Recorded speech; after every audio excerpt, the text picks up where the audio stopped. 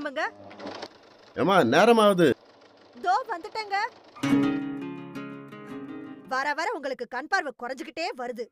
பார்த்து கவனமா பணத்தை வாங்குங்க. 10 ரூபா 10 ரூபா 10 ரூபா. எங்கடா போற? எப்ப பார்த்தாலும் விளையாட்டு. புக்க திறந்து படிக்கிறதே இல்ல. இப்படியே இருந்தா நீ உங்க அப்பா மாதிரியே பலூன் வியாபாரம் தான் பண்ணணும். எவ்வளவு நேரம் படிப்பீங்க? விளக்க அணைச்சிட்டு தூங்க ரூபி. ரூபாய பார்த்தே வாங்க மாட்டீங்களா?